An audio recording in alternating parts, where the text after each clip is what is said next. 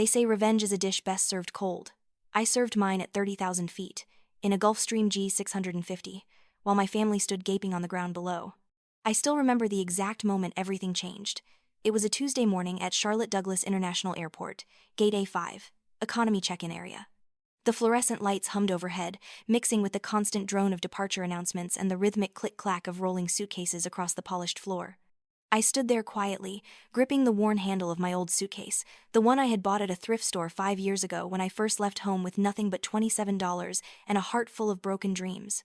That suitcase had seen better days. The fabric was faded, one wheel squeaked persistently, and a strip of duct tape held together a crack along the side. But it was mine. I had earned it. Every scratch, every stain told a story of survival that my family would never understand. I saw them before they saw me. How could I miss them? Eleanor Harrison, my mother, swept through the terminal like a queen surveying her kingdom, her designer heels clicking authoritatively against the floor.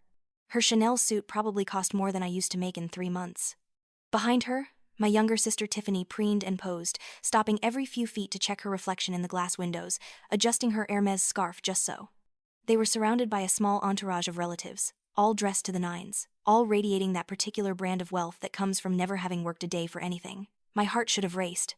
My palms should have grown sweaty, but after years of being the family's punching bag, their favorite target for mockery and derision, I had learned to turn my emotions into ice. Cold, hard, unbreakable. Eleanor spotted me first. Her eyes, sharp as a hawk's, zeroed in on me standing by the economy counter. I watched as her perfectly painted lips curved into a sneer, that familiar expression of disgust I had grown up seeing whenever she looked my way. Well. Her voice carried across the terminal, loud enough for everyone nearby to hear. She had always enjoyed public humiliation. Look who's here. Brooke, the family disappointment, still slumming it in economy, I see. Heads turned.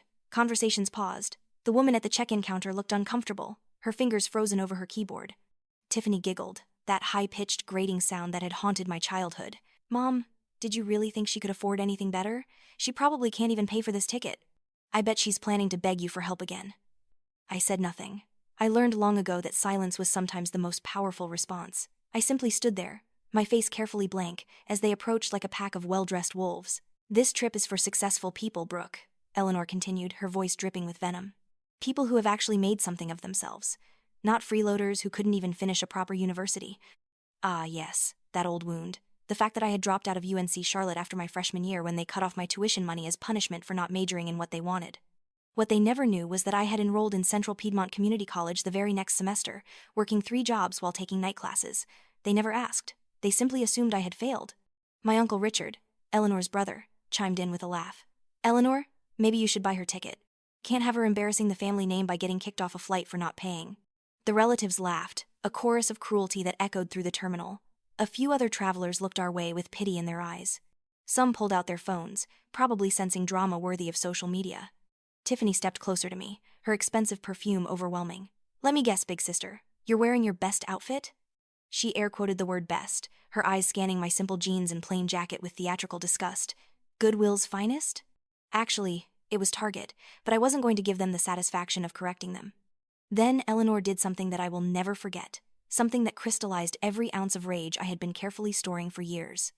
She deliberately stepped forward, her stiletto heel positioned perfectly, and kicked my suitcase hard. The old, battered thing toppled over, the zipper finally giving up its fight.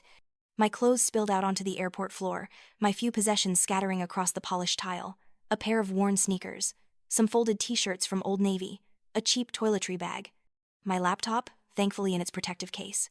Everything I owned, laid bare for everyone to see. Useless. Eleanor hissed, standing over my scattered belongings like a victor over fallen spoils. You have always been useless. A burden. A stain on the Harrison name. Look at you, you're pathetic. Tiffany was recording it all on her phone, laughing so hard she could barely hold the device steady. This is going straight to Instagram. Everyone needs to see this. I knelt down slowly, methodically beginning to gather my things. My hands were steady even though inside, something was changing. That ice I had built around my heart was shifting, transforming into something else. Something harder, something sharper. As I picked up each item, I looked up at the faces surrounding me. My mother's face, twisted with contempt. Tiffany's, bright with malicious glee. My uncle's smug satisfaction. The cousins who never defended me. I memorized each expression, filed them away in the growing catalog of reasons why what was about to happen was not just deserved, but necessary. I was on my knees, gathering a pair of socks, when I heard them. Footsteps. Different from the casual shuffle of travelers or the hurried click of business people late for flights. These were purposeful, military precise, the sound of polished boots on tile that commanded attention. The terminal seemed to quiet slightly, or maybe it was just my perception narrowing as I heard a voice I had been expecting. "Miss Harrison?" I looked up slowly from my position on the floor. Standing before me was Lieutenant Colonel Marcus Thorne, United States Air Force, retired. He was exactly as I remembered from our video calls, tall, ramrod straight, his salt and pepper hair cut with military precision, wearing a crisp suit that still somehow conveyed his service background. But what made everyone in my family freeze was the way he looked at me, not with pity, not with condescension, with respect. With a gesture so sharp it could cut glass, he saluted. "Miss Harrison," he repeated, his voice carrying the authority of someone used to being obeyed. "Lieutenant Colonel Marcus Thorne, reporting as requested. Your aircraft is ready. The Gulfstream G650 is prepared for departure from the south runway. The crew has completed all pre-flight checks and awaits your command for the flight to Geneva." The silence that followed was the sweetest sound I had ever heard.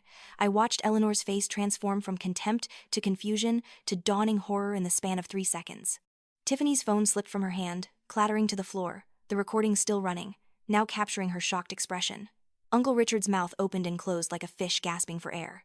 I stood up slowly, carefully, brushing off my jeans with deliberate casualness. Then I looked directly at my mother, and for the first time in my entire life, I let her see what I had become.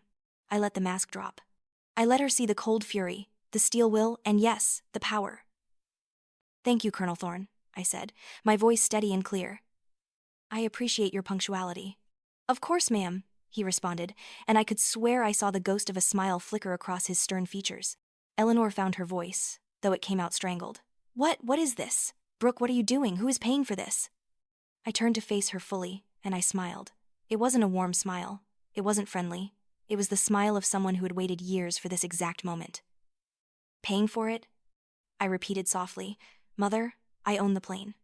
Tiffany let out a sound somewhere between a gasp and a shriek. "That's impossible. You're lying. You can't afford that. You're nothing. You're nobody." Colonel Thorne's voice cut through the air like a blade. "I would ask that you show proper respect, Miss. Harrison is not only my employer but also the CEO and majority shareholder of Global Ascend Industries." The name meant nothing to them. Why would it? They had never paid attention to the business news that didn't directly affect their small social circle. They didn't know that Global Ascend had just closed a $3.2 billion acquisition. They didn't know that the failed dropout they mocked had built a technology empire from nothing. That's impossible," Eleanor repeated, but her voice had lost its sharp edge. Now it just sounded lost. "You're a failure. You dropped out. You work at coffee shops." "Worked," I corrected gently. Past tense. "I worked 3 jobs, Mother. Barista in the morning, data entry in the afternoon, coding freelance at night. I did that for 2 years while finishing my degree at community college. Then I did it for another year while getting my MBA online from University of North Carolina Executive Program. Did you know they have scholarships for people who actually work hard, people who don't need family money?" I watched the information hit her like physical blows. Each word, each revelation, another crack in the facade of superiority she had built her identity upon. I took every dollar I saved, every penny I earned, and I invested it. I continued, my voice gaining strength. First in a small startup in San Jose. That turned into 3, then 10. Then I started my own company. Funny thing about being underestimated your whole life. People don't see you coming. Colonel Thorne gestured toward the VIP corridor. "Miss Harrison, if you're ready, we have a schedule to maintain." I bent down and picked up my old suitcase, carefully replacing my scattered belongings. Tiffany made a move as if to help, probably from shock more than kindness, but I held up a hand. "Don't," I said simply. "You've done enough." As I stood, Colonel Thorne took the suitcase from me. The simple gesture, the respect in it, seemed to infuriate Eleanor more than anything else. "Brooke, stop this right now." Her voice was rising, that commanding tone she used when she expected obedience. "This is ridiculous. You can't just walk away. We're family." I started walking toward the VIP corridor, Colonel Thorne at my side. Security personnel appeared, subtle but present, creating a human barrier between my family and me. I could hear Eleanor's heels clicking frantically as she tried to follow, her voice growing more desperate. "Brooke, listen to me. You're making a terrible mistake. Whatever game you're playing, it ends now." I stopped at the velvet rope that separated the VIP area from general boarding. Behind me, I could hear my family being held back by airport security, their protests growing louder, more frantic. A crowd had gathered, phones out, capturing every moment. In the age of social media, their humiliation would be eternal. I turned back one last time. Eleanor stood there, her perfect makeup beginning to run slightly from tears of frustration and rage. Tiffany clutched her mother's arm, her face pale with shock. The relatives who had laughed so easily moments before now looked uncertain, uncomfortable, desperately trying to distance themselves from the scene. "You want to know what the terrible mistake was, Mother?" I asked, my voice carrying clearly across the terminal. "The terrible mistake was believing that your love was conditional on my failure. The terrible mistake was thinking that being your daughter meant I had to be small so you could feel big." "How dare you?" Eleanor spat, but her voice cracked. "After everything we've done for you." "Done for me?" I laughed, and it was not a pleasant sound. "You cut me off when I was 18 because I wouldn't study what you wanted. You told me I was worthless when I took beneath me jobs to survive. You mocked me at every family gathering, made me the punchline of every joke. You made sure I knew, every single day, that I was not enough, that I would never be enough. We were trying to motivate you." Eleanor's voice was shrill now, desperate. "No," I said quietly. "You were trying to break me. And for a while, you almost did." I thought back to those dark days, the ones I never spoke about, the nights I cried myself to sleep in a basement apartment that smelled like mildew, wondering if my family was right, if I really was worthless. The days I worked until my hands shook from exhaustion, coding until my eyes burned, because I was terrified that if I stopped, if I slowed down even for a moment, I would sink into the quicksand of their expectations. I remembered the first investment that paid off. $20,000 I had scraped together over 2 years, invested in a tech startup that everyone said was too risky. When it sold 6 months later, I made $200,000. I remember sitting in my car in the parking lot of the coffee shop where I worked, staring at the number on my phone screen, crying. Not from joy, but from the bitter realization that I had done it without them. Despite them. "You know what the funny thing is?" I continued, and now I could feel the emotion in my voice, the years of pain surfacing. "I used to dream about this moment. I used to fantasize about the day I could prove you wrong. I thought it would make me happy. I thought I would feel victorious." "And don't you?" Tiffany's voice was small, almost childlike. It was perhaps the most genuine thing she had said in years. I shook my head slowly. "No. I just feel sad. Sad for the girl I was, who wasted so many tears on people who never deserved them. Sad for all of you, because you're so busy looking down on others that you never learn to build yourselves up." Eleanor's face crumpled. "Brooke, please, don't do this. We can talk. We can fix this. We're family." "You taught me what family means, Mother," I said, and my voice was gentle now, which somehow made it worse. "You taught me that it's not about blood, it's about respect. Love, support, things you never gave me but expected in return." I turned to Colonel Thorne. "I'm ready." As we walked toward the glass doors that led to the VIP tarmac access, I heard Eleanor scream. It was raw, primal, the sound of someone realizing they had lost something they never appreciated until it was gone. "You'll regret this. You hear me, Brooke? You'll come crawling back. You always do. You need us." I didn't turn around. I didn't respond. The glass doors slid open automatically, and suddenly I could see it. The Gulfstream G650, gleaming white and silver in the afternoon sun, sitting on the private tarmac like a promise fulfilled.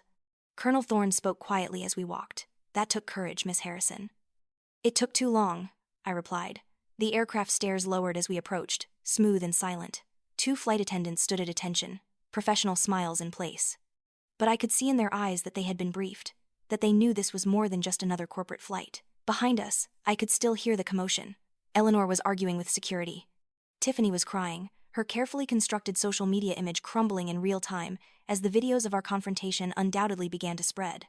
Uncle Richard was making phone calls, probably to lawyers or business associates, trying to understand what had just happened. Let them scramble, let them panic. Let them, for once in their lives, feel the uncertainty and fear I had lived with for years. As I placed my foot on the first step, Colonel Thorne turned back to the terminal. His voice, trained to carry across parade grounds, rang out clearly. "For those recording, let me make this absolutely clear. Miss Harrison is not just a VIP passenger. She is the founder and CEO of Global Ascend Industries, a multinational technology corporation with operations in 12 countries and assets exceeding $5 billion. Every ounce of respect she receives is earned. Every bit of success she enjoys is built by her own hands, something none of you can claim." The silence that followed was absolute. Even the background noise of the airport seemed to fade. I watched from the stairs as the reality truly sunk in for my family. Eleanor collapsed into a nearby chair, her face in her hands. Tiffany stood frozen, staring at the aircraft with an expression of absolute devastation. The relatives who had laughed at my cheap clothes and old suitcase were now doing rapid calculations, realizing what they had just lost access to, what bridges they had just burned. I felt Colonel Thorne's presence beside me. "Shall we, Miss Harrison?" I climbed the remaining steps and entered the aircraft. The interior was exactly as I had specified when I purchased it 6 months ago: cream leather seats, polished wood accents, state-of-the-art communication systems. This was my office in the sky, my sanctuary, my declaration of independence. The door closed with a solid, final thunk. Through the window, I could see my family, small and distant, still clustered at the terminal window. Eleanor had stood up again, pressing her hands against the glass as if she could somehow reach me through sheer will. I settled into the plush leather seat, and for the first time in hours, I allowed myself to truly breathe. The captain's voice came over the intercom, professional and calm, requesting permission for taxi and takeoff. Colonel Thorne took the seat across from me. "Your mother is still watching," he observed. "I know. Any regrets?" I thought about that question. I thought about the years of therapy I had needed to undo the damage they had done, the trust issues that made relationships difficult, the imposter syndrome that haunted me even as my company grew. The nights I still woke up in a cold sweat, convinced it was all a dream and I was still that broken girl on her knees, picking up her scattered possessions while her family laughed. "No," I said finally. "No regrets, only relief." The plane began to move, slowly at first, then gaining speed as it taxied toward the runway. Through the window, I watched the terminal grow smaller, my family now just indistinct shapes against the glass. I thought back to the beginning, to the girl I used to be, the one who believed that if she just tried harder, loved more, sacrificed everything, her family would finally accept her. That girl had died 1,000 small deaths, each rejection a cut, each mockery a wound, until there was almost nothing left. But something else had been born in those ashes, something stronger. Something forged in fire and pain and desperate, clawing survival. I remembered the first night I slept in my car because I couldn't afford both rent and tuition. I remembered eating ramen for weeks because every dollar had to count. I remembered the job interview where the CEO asked me why he should take a chance on a community college student with no connections, and I told him because I had something his Ivy League candidates didn't. I knew what it meant to be hungry. He hired me on the spot. 3 years later, I bought his company. I remembered the night I wrote the code that would become the foundation of Global Ascend's first major product. It was 3 a.m, I was exhausted, my eyes burned from staring at the screen, and I was surviving on stale coffee and spite. Pure spite. The kind that comes from being told you'll never amount to anything and deciding to prove every single person wrong. The plane accelerated, and I felt that familiar sensation of being pressed back into my seat as we approached takeoff speed. The ground fell away, and suddenly we were airborne, climbing steadily into the clear blue sky. Charlotte grew smaller beneath us. I could see the airport, a neat geometric pattern of runways and terminals. Somewhere down there, my family was still processing what had happened. Somewhere down there, Eleanor was probably making phone calls, trying to find a way to spin this, to maintain control of a narrative that had just been completely rewritten. "Let her try." "First time I flew," I said to Colonel Thorne. I was in middle seat, economy, between a snoring businessman and a woman with a crying baby. I had saved for 3 months for that ticket to a tech conference in Silicon Valley. "And now you own the plane," he observed. "And now I own 3 planes," I corrected with a slight smile. "But this one's my favorite." The pilot's voice came over the intercom again. "Miss Harrison, we've reached cruising altitude. Flight time to Geneva is approximately 9 hours. Weather looks clear all the way. Please let us know if you need anything." Geneva, the European headquarters of Global Ascend. Board meetings, investor presentations, the formal announcement of our latest acquisition. I had built an empire, and now I was going to run it from the top. Colonel Thorne opened his laptop. "The briefing documents for the Geneva meetings are ready for your review. Also, your assistant called. The media is already picking up on the airport incident. Several videos have gone viral." "Let me guess," I said dryly. "I'm being portrayed as the villain who abandoned her poor, loving family?" He shook his head, a rare smile crossing his face. "Actually, no. The consensus seems to be overwhelmingly in your favor." Apparently, someone who was at the airport wrote a thread explaining what they witnessed before the cameras started rolling. Your mother kicking your suitcase, the mockery, all of it. It's being called a masterclass in handling toxic family members. I absorbed that information. Part of me, the part that was still that hurt little girl, wanted to feel vindicated, to feel that public validation meant something. But the stronger part, the part that had built an empire, knew better. "It doesn't matter," I said. "Their opinion of me, good or bad, doesn't define my worth." That was the lesson I had to learn the hard way. "Your mother will likely try to contact you," Colonel Thorne warned. Probably within the next few hours. Apologies, justifications, maybe threats. She can try, I said calmly, but she'll find that my number has changed. So has my address. So has my entire life. I looked out the window at the clouds we were now above. The world below was hidden, distant, irrelevant to the sky we occupied. It felt metaphorical, this separation. I had risen above the toxicity, above the pain, above the small, cruel world my family had tried to confine me to. You know what the strangest part is? I mused. For years, I thought I needed their approval. I thought that until they acknowledged my worth, until they said they were proud of me, I couldn't be whole. I chased that approval like it was air and I was drowning. And now? Now I realize I was never drowning. I was just in the wrong ocean. Colonel Thorne nodded thoughtfully. He had his own story of overcoming, of rising above. That's why I had hired him. Not just for his impeccable credentials or his attention to detail, but because he understood what it meant to earn every inch of ground you stood on. I pulled out my laptop and began to review the briefing documents, but my mind kept drifting back to the airport, to that moment when everything changed. Not when I revealed my success, but earlier. When I was on my knees, picking up my scattered belongings, and I realized I was done being small for people who needed me to fail so they could feel successful. That was the real moment of transformation. The plane, the money, the empire, those were just the external manifestations of an internal revolution. The flight attendant approached. "Miss Harrison, can I get you anything? We have a full menu prepared." "Just water, please, and maybe some privacy for the next few hours. I have work to do." She nodded and retreated silently. I appreciated that about the crew I had hired. They understood when to be present and when to be invisible. I worked for the next 3 hours, reviewing contracts, approving budgets, making decisions that would affect thousands of employees across multiple continents. This was my world now. Not the petty dramas of people who define themselves by putting others down, but the complex, challenging, rewarding world of building something meaningful. My phone buzzed. Unknown number. Then another. And another. I knew without checking that it was my family, trying to reach me through any means possible. I turned the phone face down and returned to my work.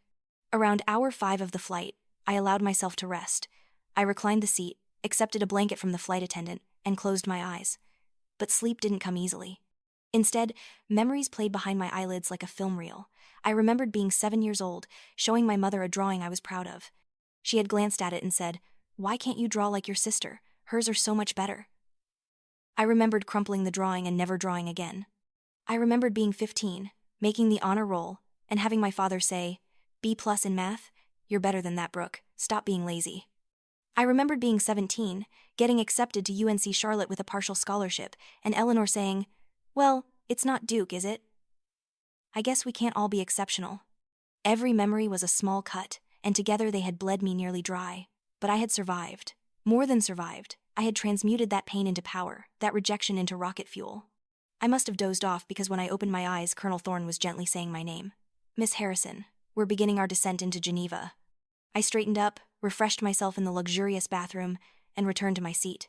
Through the window, I could see the Swiss Alps in the distance, snow-capped and magnificent.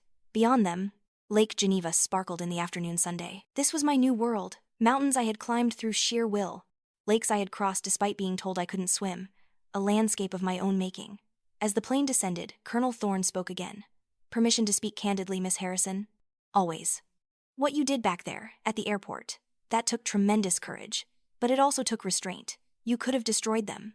With your resources, your connections, you could have ruined them financially, socially, completely."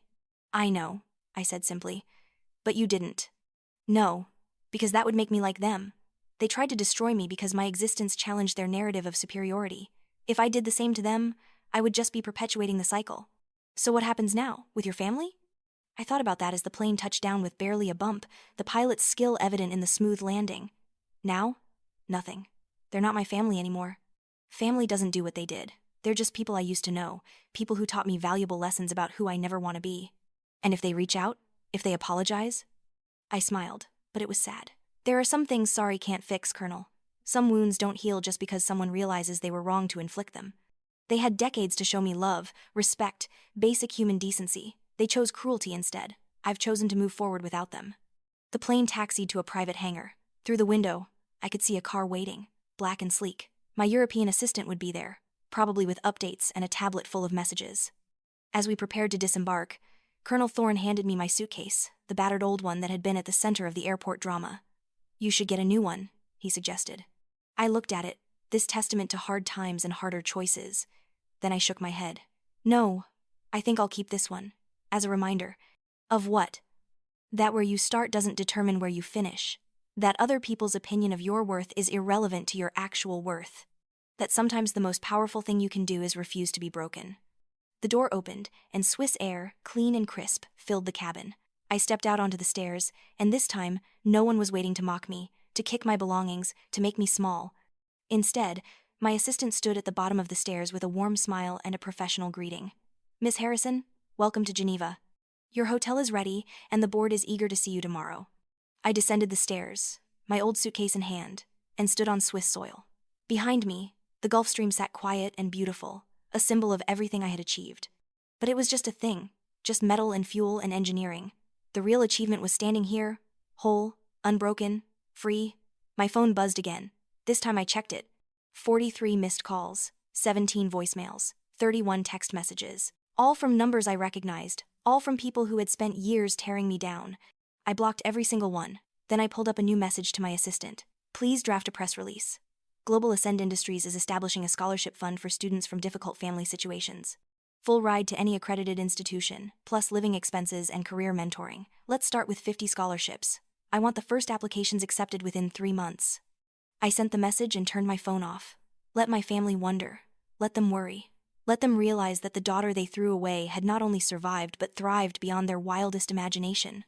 And let them understand that the resources they wished they had access to would instead go to young people who actually deserved them, who would use them not for vanity and status, but for building better lives and becoming better people. As I settled into the car, Colonel Thorne beside me, I allowed myself one last thought about the family I had left behind. I hope they learn, I said softly. I hope someday they understand what they lost, not for my sake, but for theirs. Because living with that much hate, that much need to diminish others, it must be exhausting. And if they don't learn? I looked out the window at Geneva rolling by, beautiful and full of promise. Then that's their tragedy, not mine. I've spent enough of my life being defined by their dysfunction. The rest of my life is going to be defined by my choices, my values, my success. The car wound through the streets toward the hotel. I had meetings tomorrow, decisions to make, an empire to run. But tonight, I would sleep in a hotel suite I could afford, in a city I had earned the right to be in, as a woman who had finally, completely, definitively proven that she was enough. Not because they said so, not because they approved, but because she knew it herself.